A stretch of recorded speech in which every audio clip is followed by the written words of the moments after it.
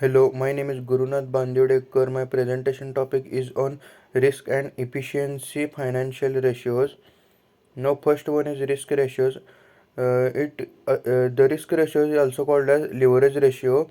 It means that companies often use short and long-term debit to finance business operations. Leverage ratio measures how much debit or debt a company has. For example, Molson Coors Beverage Company, the maker of Coors Light and Miller Lite beer, for instances, had been saddled with debt after an acquisition in the industry, according to the Wall Street Journal. Its CFO Tracy Joubert signaled to the market the company's plans reduce the leverage ratio to below 3 times by the end of this year. There are the risk ratios are three types. First one is debt ratio.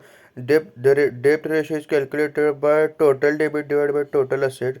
It means the debit ratio measures the proportion of the debt a company has to its total asset. A high debt ratio indicates that a company is highly leveraged.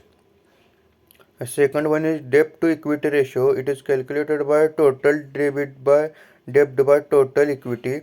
The to equity ratio measures a company debt liability compared to shareholders equity.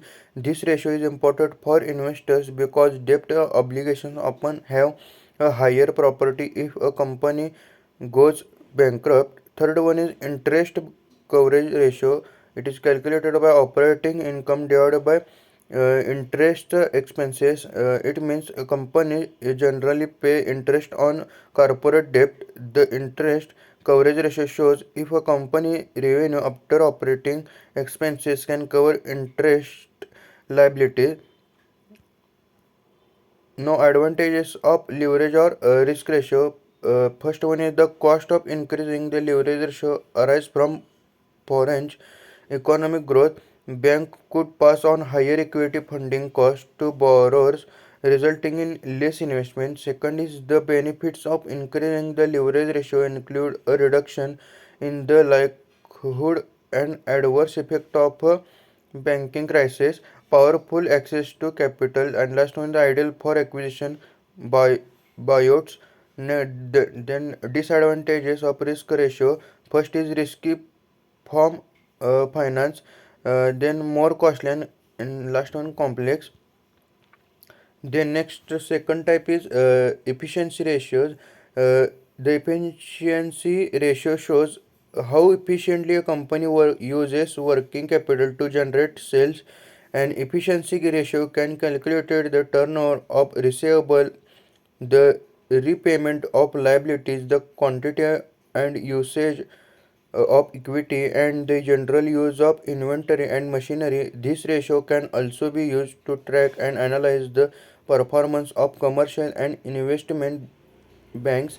For instance, uh, an analyst reported that Seattle-based Bank Washington Federal Company's efficiency ratio was 58.65%, down from 59.02% recorded a year ago.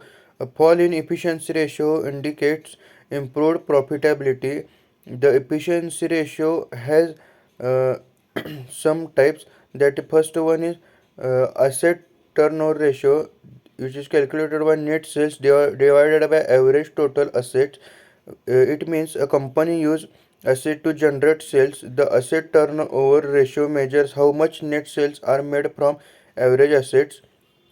Second one is inventory turnover, which is calculated by cost of goods sold and divided by average inventory, which means for companies in the manufacturing and production industries with high inventory levels, inventory turnover is an importance ratio that measures how often inventory is used and replaced for operations. Third one is day sales in inventory ratio, which is calculated by 365 days divided by inventory turnover ratio, which means holding inventory for too long may not be efficient. That day sales in inventory ratio calculates how long a business holds inventories before they are converted to finished product or sold to customers.